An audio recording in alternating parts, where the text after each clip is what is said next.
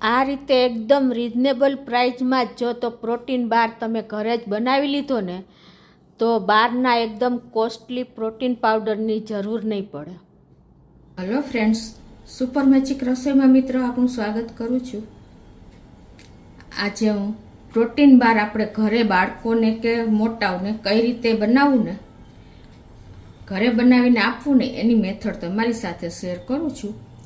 તો ચોક્કસ તમને ગમશે. ગમે તો લાઈક કરજો, શેર કરજો અને નવા મિત્રો સબસ્ક્રાઈબ કરવાનું બિલકુલ ના ભૂલતા. બાજુમાં રહેલ બેલ આઇકનને પણ પ્રેસ કરી દેજો એટલે નવા વિડીયોની માહિતી તમને ડેઈલી મળતી રહેશે.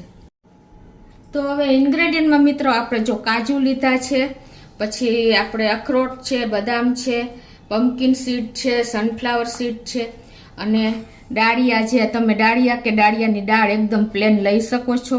બધું સરખી જ ક્વોન્ટિટી 1-1 કપ છે અને 3 ચમચી જેવો રાગીનો લોટ લીધો છે અને આપણે 250 થી 300 ગ્રામ જેવો ખજૂર લીધો છે. તો બનાવવાનું ચાલુ કરી દઈ. બધા ઇન્ગ્રેડિયન્ટ આપણે શેકી લેશું. તો પહેલાં બદામ નાખી દેશું. તો જો બદામ આપણે આમથી લાઇટ એવી રોસ્ટ કરવાની છે, ક્રન્ચી થાય ને ત્યાં સુધી.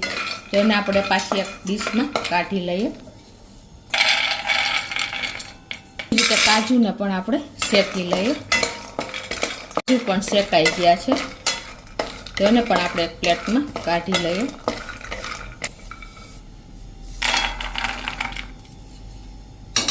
રીતે અખરોટને પણ રોસ્ટ કરી લઈએ.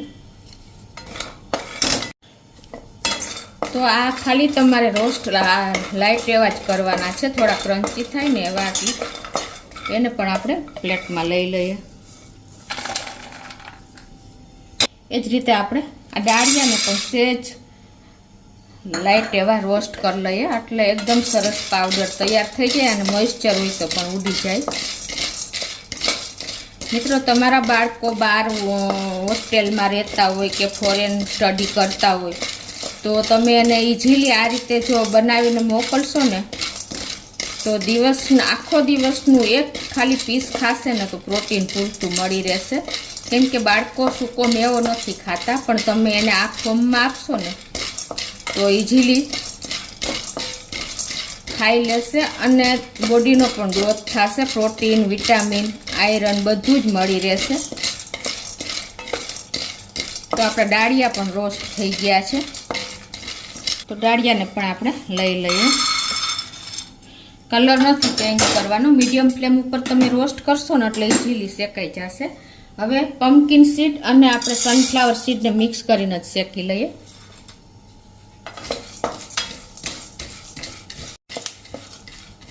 તો આ રીતે જો આપણે આ બીન્સ પણ શેકાઈ ગયા છે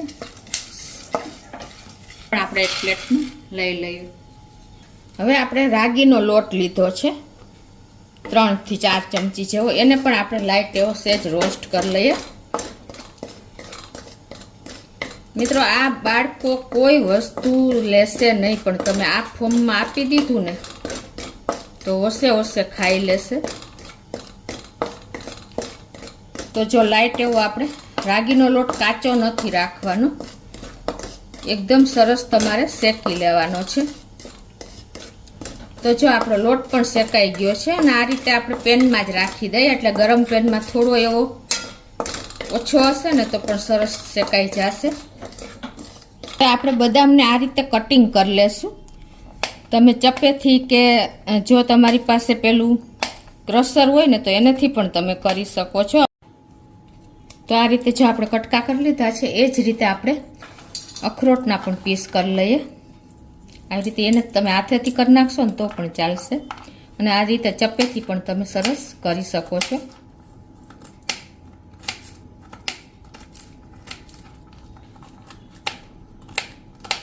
તો આ રીતે જો આપણે અખરોટના પણ પીસ થઈ ગયા છે. હવે એ જ રીતે આપણે કાજુના પણ પીસ કરી લઈએ.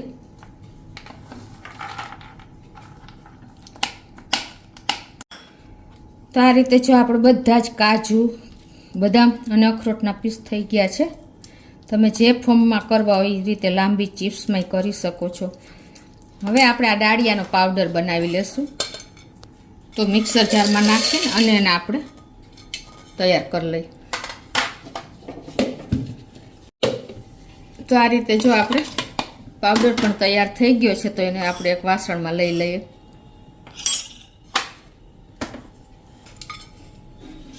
પછી આપણે ખજૂર લીધો છે 200 ગ્રામ જેવો હશે, એને પણ આપણે ક્રશ કરી લઈએ મિક્સર જારમાં.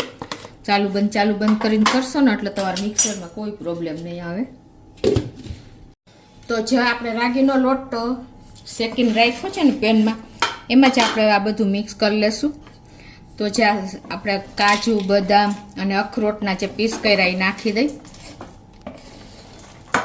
એમાં જે આપણે આ સીડ્સ એટલે કે પમ્પકિન સીડ અને સનફ્લાવર સીડને શેકા છે ને એ પણ નાખી દઈ. અને હવે આપણે જે આ ડાળિયાનો પાવડર શેક્યો છે એ પણ નાખી દઈ. અને હવે લાસ્ટમાં આપણે આમાં જે આ ખજૂર પીસો ને મિક્સર જારમાં એ પણ મિક્સ કરી દઈએ. આપણે બાઇન્ડિંગ કોઈ પણ જાતની આર્ટિફિશિયલ કોઈ વસ્તુ નથી વાપરતા, ખાંડ, સાકર કે આપણે ડાયરેક્ટ ખજૂરમાં જ આ મિક્સ કરવાનું છે. હવે આ બધું આપણે મિક્સ જ કરવાનું છે, હાથેથી જ આપણે મિક્સ કરી લઈએ. આ રીતે જો આપણે ખજૂર ને બધું નટ્સ મિક્સ કરી લીધા છે.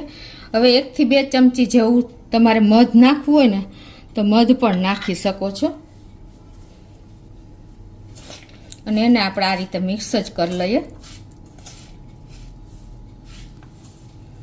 તો જો આવી રીતે તમારે બાઇન્ડિંગ આવે ને એટલો ખજૂર અને મધ તમે નાખી દેશો ને એટલે એકદમ સરસ તમારું આ બાર માટેનું મટીરિયલ તૈયાર થઈ જશે. હવે આપણે આને તમે આમાં ખસખસ પણ નાખી શકો છો. હવે આને આપણે એક પ્લેટમાં ઢાળી દઈએ અને પ્રેસ કરી અને એકદમ સરસ તમારે એને ઇવનલી કરી લેવાનું છે. આ રીતે એને પ્રેસ કરી અને તમારે ઇવનલી કરી લેવાનું છે. તો જો આ બાજુ આપણે કોઈ પણ તમે ડાર્ક ચોકલેટ કે મિલ્ક ચોકલેટ લઈને આપણે તૈયાર ચોકલેટ આવે છે એ બહાર લઈને પણ તમે આને મેલ્ટ કરી લેવાનું છે ડબલ બોઇલરની રીતે. તો મેં તૈયાર જ રાખ્યું છે. તો હવે એને આપણે આમાં ઉપર ઢાળી દેશું. તો આ રીતે તમારે બાળકોને તમારે આપવું હોય તો જો આમાં કોઈ દિવસ તમને ના નહીં પાડે એટલું સરસ આ લેયર તમે કરી દેશો ને ઉપર ચોકલેટનું એટલે એકદમ સરસ તમારી પ્રોટીન બાર તૈયાર થઈ જશે. રીતે આપણે ચોકલેટને ઉપર સ્પ્રેડ કરી દીધી છે મેલ્ટ કરીને, અને ઉપરથી આપણે હવે થોડા કાજુના પીસ આ રીતે તમે નાખી અને આને તમારે ફ્રીજમાં 3 થી 4 કલાક તમે સેટ કરવા મૂકશો ને એટલે એકદમ સરસ તમારે એકદમ બાર પીસ થઈ જાય ને એટલું સરસ તમારે તૈયાર થઈ જશે. આ રીતે તમારે સેજ પ્રેસ કરીને અને આપણે ફ્રીજમાં રાખી દઈએ 3 થી 4 કલાક. તો જો આપણે ફ્રીજમાં 2 થી 3 કલાક રાખ્યું છે. હવે એને આપણે પીસ કરી લઈએ આ રીતે.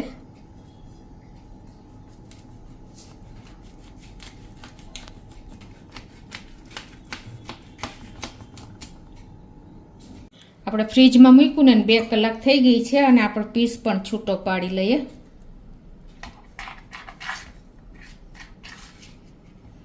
જો મિત્રો એકદમ સરસ આપણો પ્રોટીન બાર તૈયાર થઈ ગયો છે ને. તો આ રીતે આપણે બધા પીસને છૂટા કરી લઈએ.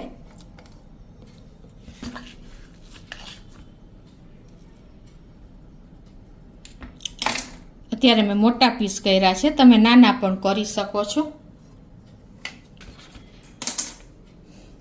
જો મિત્રો આ રીતે તમે ઘરે જ એકદમ રીઝનેબલ પ્રાઇસમાં પ્રોટીન બાર તૈયાર કરી શકો છો.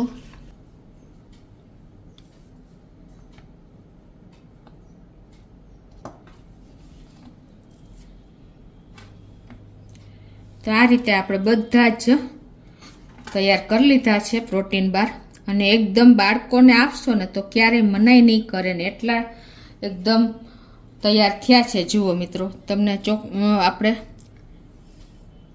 બધા નટ્સ તમે ઘરે તૈયાર કરશો ને તો એકદમ સરસ થશે અને ઉપરથી તમે ચોકલેટ કે કાંઈ પણ તમે તૈયાર કરી શકો છો. તો ચોક્કસ તમને આ પ્રોટીન બારનો વિડીયો ગમશે. ગમે તો લાઈક કરજો, શેર કરજો અને નવા મિત્રો સબસ્ક્રાઈબ કરવાનું તો બિલકુલ ના ભૂલતા.